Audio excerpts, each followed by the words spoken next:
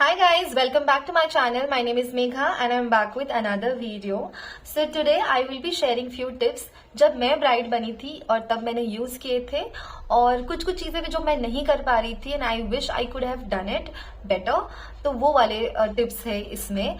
और बहुत short and simple video होने वाला है। I have written down everything, इसलिए मैं थोड़ा एक दो बार थोड़े से नीचे देख के फिर आई विल बी टॉकिंग। और इसमें हम कवर करेंगे hair, skin, jewellery, nails, clothes, footwear, बस इस सब के बारे में बात करेंगे। I am not going to tell you to spend lot of money and do this that, जैसे ट्रीटमेंट्स हो या जो कपड़ों में बहुत सारा खर्चा करो, ऐसे मैं कुछ भी नहीं बताने वाली। बहुत सिंपल वीडियो होने वाला है हमारा। तो without wasting time I think we should just start with the video. तो फर्स्ट टॉपिक है हेयर। तो I want to tell you all please, जब मेरी शादी फिक्स हुई थी, first I give my example, तो मेरे अचानक ही फिक्स हुई थी और फिक्स होने से पहले ही मैंने फ्रिंजेस कट किए थे, तो फिर मेरे हेयर इतने बढ़ नहीं पाए। और फिर जब मुझे फ्रंट हेयर स्टाइल करना था then it was very difficult, और मुझे चाहिए थे फ्लिक्स वगैरह ये वो, तो पर फ्रिंजेस की वजह से तो मैं इतना ज्यादा मतलब जैसा मुझे लुक चाहिए था वैसा मैं नहीं कर पाई। तो इसी वजह से अगर हेयर कट ले रहे हो तो I would suggest not to do any hair cut, but yes you must go for hair spa to keep your hair healthy, shiny and soft. But hair spa भी आप 1 week प्रायर करना, शादी के 1-2 दिन पहले मत करना, क्योंकि बहुत सॉफ्ट हो जाते हैं hair. And I am sure आपके हेयर स्टाइलिस्ट भी आपको वही बताएंगे कि हेयर स्पा या हेयर वॉश शादी के 1 दिन पहले मत करना, क्योंकि बाल बहुत ही सॉफ्ट हो जाते हैं and then it becomes very difficult for them to do the hair styles. और आपको भी अगर आप खुद से ही हल्दी मेहंदी का कुछ भी मेकअप कर रहे हो, हेयर स्टाइल्स कर रहे हो खुद से, then it is very difficult to manage your hair. So that's the reason hair spa आप बहुत पहले करना। और हेयर कट का भी आई वुड सजेस्ट कि फ्रंट हेयर थोड़े लॉन्ग रखना, so that it is very easy for you और maybe for your hair stylist to do your hair. ठीक है, आपको अगर आपके पीछे की लेंथ कम करनी है तो भी I would suggest keep it, do not cut your hair so much. Long hair looks really good and you can do so much with your hair. So वो वन पॉइंट था। And then second thing is, अगर आप colour कर रहे हो तो make sure कि आप पहले से ही कलर कर लेना, सो दैट थोड़ा जल्दी कलर कर लेना।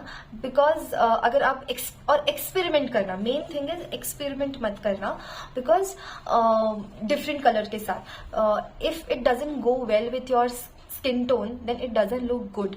तो that's the reason, do not experiment with the hair colour. आप देख लेना आपके हेयर स्टाइल को पूछ के कि कौन सा कलर अच्छा लगेगा, ये वो उनको आइडिया होता है, तो इसकी वजह से you can ask them also. ठीक है, शादी से बहुत पहले से ही आप ऑयलिंग वगैरह करना शुरू कर देना।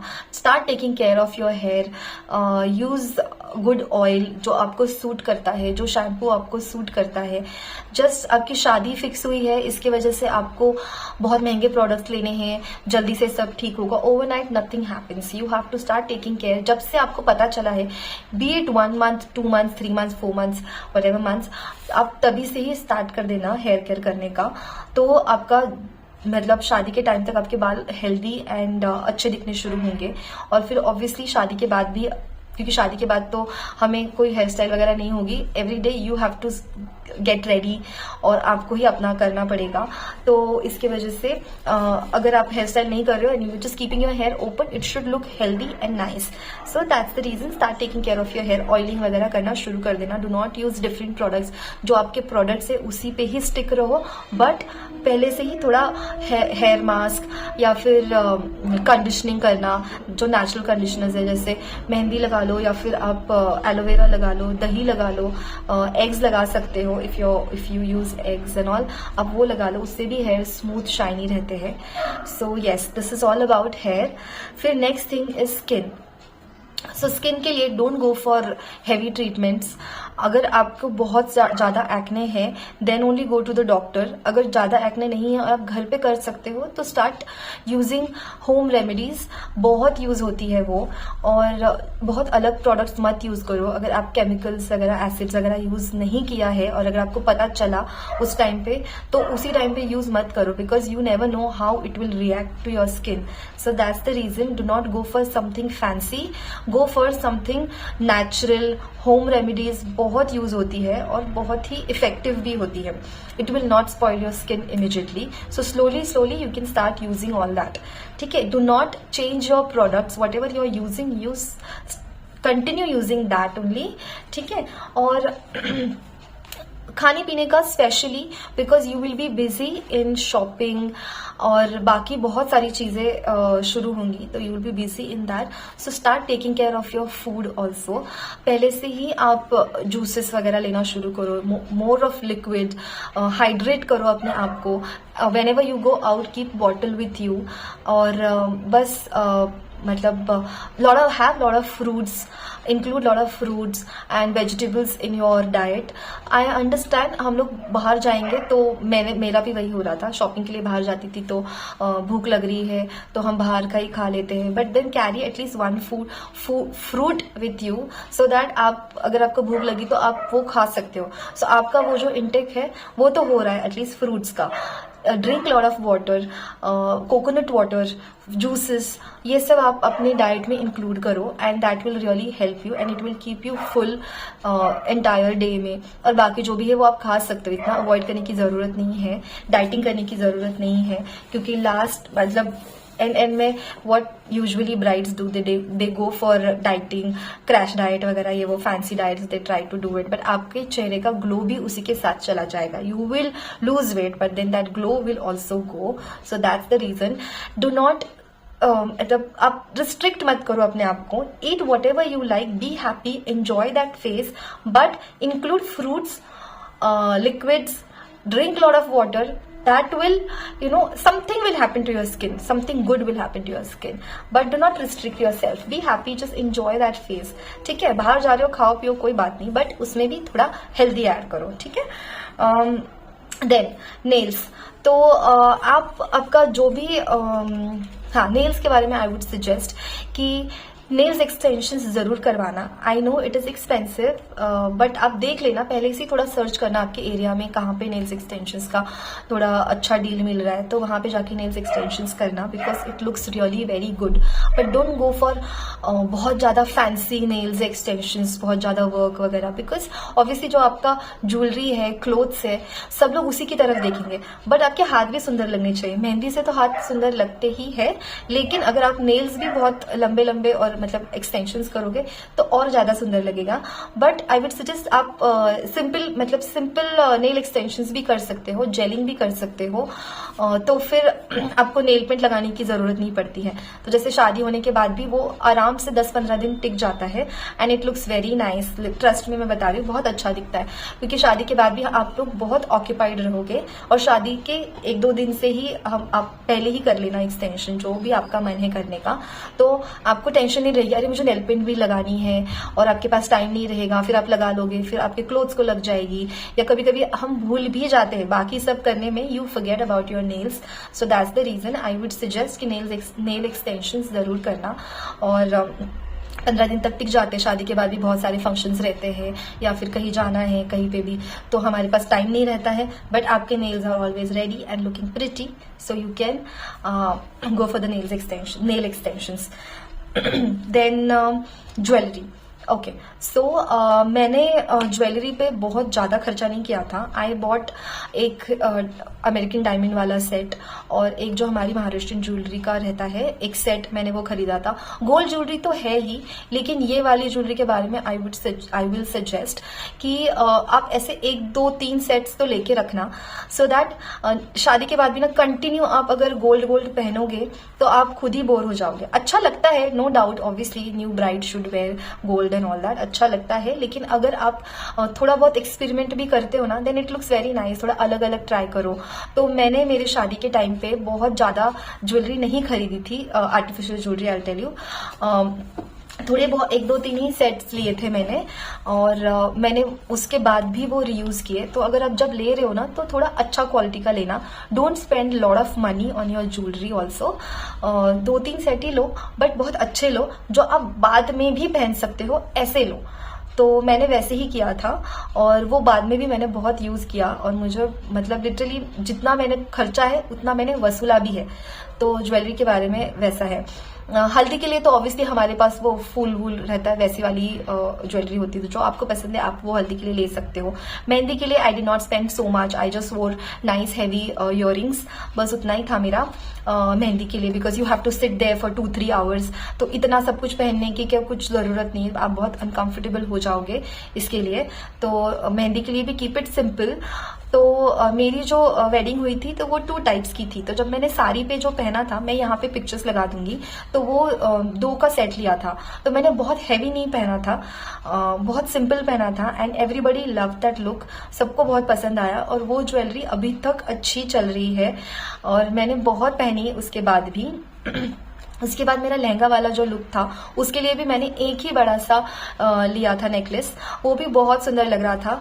और मैंने सारी मेरी शॉपिंग पुणे से ही की थी। उसके बाद अब और ना इतनी महंगी भी नहीं की थी, मैंने बार्गेनिंग तो जम के की थी ज्वेलरी लेने के टाइम पे। और वो वाला भी सेट अभी भी मेरा बहुत अच्छे से है, वैसा का वैसा ही रखा है मैंने, और वो भी यूज किया मैंने। तो ज्यादा महंगे ज्वेलरी मत लो आप, क्योंकि फिर वो वैसे, और बहुत हैवी मत लो। चाहिए तो आप ऐसे सेट में लो, 1-2 ऐसे करके ले सकते हो, जो आप बाद में भी पहन सकते हो, तो इसकी वजह से, ठीक है। फिर उसके बाद क्लोथ्स, तो आई अंडरस्टैंड ये एक ही बार आता है शादी का टाइम, और हमें ऐसा होता है कि हाँ मुझे ऐसे लगना है, मुझे वैसे लगना है। You have so many pictures in your mind कि मुझे ऐसा ही लुक करना है। बट मैंने एक्चुअली बहुत ज़्यादा पैसा खर्चा नहीं किया था मेरे क्लोथ्स पे। हाँ, जो आपके जिस दिन का जैसे मेहंदी हो, हल्दी हो, उसके लिए आपको जो आपके माइंड में है वो आप वैसा ही लुक करो, लेकिन एक्स्ट्रा के कपड़े खरीद के मत रखो। I had bought very few suits, very few saris, और उसी को मैंने स्टिच करवाया था, सूट्स को और साड़ीज के ब्लाउज वगैरह स्टिच करवा के रखे थे। बहुत कम लिया था मैंने, और बहुत एक्सपेंसिव नहीं लिया था, क्योंकि और लहंगा वगैरह ये वो में भी ना, आई अंडरस्टैंड आपकी मर्जी है, आप ले सकते हो आपको जितना महंगा लेना है, लेकिन आई वुड सजेस्ट कि ना ये लहंगा वगैरह ना वैसा ही पड़ा रहता है। तो इसकी वजह से मैंने इतना महंगा नहीं लिया था। मुझे जो मेरा बजट था लकीली मुझे उसी में ही मिल गया, और मैंने उसके बाद अभी तक पहना भी नहीं है वो, और I really want to wear that. But ऐसा कोई ओकेजन है ही नहीं कि जिसमें मैं वापस पहन सकती हूँ, और किसी और की शादी में हम वो वापस पहन के तो जाएंगे है नहीं। तो इसके लिए तो मैंने लहंगा पे ज्यादा मतलब पैसे खर्चे नहीं। साड़ी भी जो मेरी थी वो भी बहुत सिंपल सी थी, बट बहुत सुंदर सी साड़ी थी, तो बस यही था। और हल्दी मेहंदी का भी मैंने मेहंदी के लिए कुछ अलग अलग देखा था, लेकिन बाद में मैंने सोचा कि ये मतलब बाद में मैंने सोचा कि थोड़ा कंफर्टेबल सा कुछ तो पहनती हूँ जो मैं बाद में भी पहन सकती हूँ। और फिर हल्दी के लिए yes I did outfit from scratch. मैंने वो मटेरियल लेके जो मेरे दिमाग में था वैसे पूरा उसमें मतलब वो पूरा बनाया मैंने वैसा, तो वो भी बहुत बजट में ही हुआ था, तो इसके लिए। और या आप ना साड़ीज ले सकते हो, सूट्स तो कैसे, मतलब मुझे साड़ीज बहुत पसंद है, साड़ीज में you can spend lot of money, but वो भी मैंने बहुत मतलब गिन चुन के साड़ीज ली थी, बहुत ज्यादा नहीं ली थी, गिन चुन के ही मैंने कपड़ों पे खर्चा किया है, मैंने बहुत ज्यादा खर्चा नहीं किया। और पर आपकी मर्जी, अगर आपका मन है तो आप कपड़ों पे खर्चा कर सकते हो, लेकिन लहंगा वगैरह ये जो चीजें रहती है ना, तो वो मुझे लगता है ना वो मतलब इतना महंगा लेके कोई फायदा नहीं होता है, वो बस एक ही टाइम पे तुम पहनोगे। यस पिक्चर्स वगैरह अच्छे आएंगी, लेकिन उसके बाद वो नहीं पहना जाता, वो वैसा ही पड़ा रहता है। तो मुझे इसीलिए लगता है कि लहंगे पे ज्यादा इतना खर्चा मत करो, और कितना आप रीवेयर कर सकते हो मतलब खुद ही सोचो। साड़ीज तो यस यू कैन वेयर, और आप मम्मी को दे सकते हो, सिस्टर को दे सकते हो, mother in law, sister in law, किसी को भी आप साड़ीज, वो अगर उनको पसंद है तो दे कैन रीयूज दो साड़ीज, आप खुद भी पहन सकते हो साड़ीज वापस।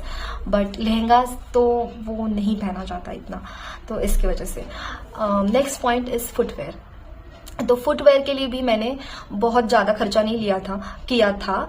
एक्चुअली मैंने 2 या 3 ही खरीदे थे मैंने फुटवेयर्स, और वो भी बहुत एक्सपेंसिव नहीं थे, बहुत ही सस्ते में लिए थे मतलब कंफर्टेबल थे, ऑब्वियसली अच्छे शॉप से लिए थे, लेकिन बहुत महंगे नहीं लिए थे, ठीक है।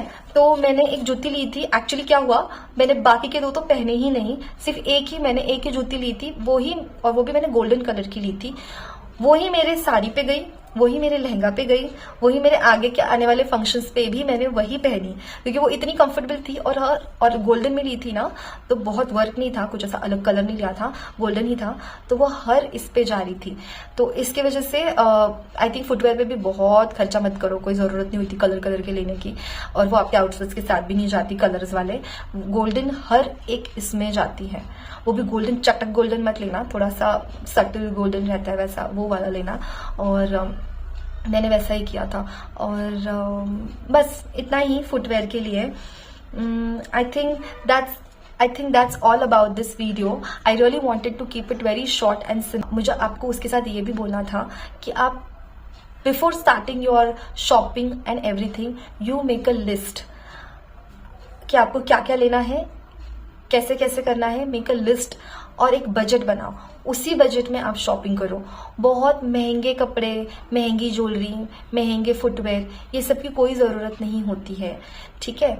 और स्किन के लिए भी बहुत ही ज़्यादा प्रोडक्ट्स, ट्रीटमेंट्स ले लो, बहुत महंगे महंगे ट्रीटमेंट्स की कोई ज़रूरत नहीं होती है। It is all about makeup. और जब आपकी मेकअप आर्टिस्ट आपका मेकअप करेंगी, she knows what to define. और ब्राइड सुंदर लगती ही है, उसका मेकअप, हेयर, ज्वेलरी, इस सब में आप बहुत सुंदर ही लगोगे। तो इसके वजह से आप बहुत ज्यादा खर्चा मत करो स्किन पे। Yes, you take care of your skin and hair, you have to, but आप खर्चा करना शुरू मत करो कि हाँ शादी है तो let's just start spending. Don't do that. Mindful shopping करना और एंजॉय करना ये phase. B happy, enjoy everything, each and every moment, and also capture everything. क्योंकि जब शादी हो जाएगी कुछ मंथ्स के बाद, आप वो वीडियोस देखोगे तो you will be very happy. और एक अलग सा ही एक ये आता है कि ओ वाओ, ऐसा किया था मैंने, वैसा किया था, एक वो मेमोरीज होती है। So capture everything. So yes, that's it about this video. I hope you liked it. अगर आपको अच्छा लगा होगा then please like, share, comment, subscribe to my channel, and thank you so much. Bye. Take care.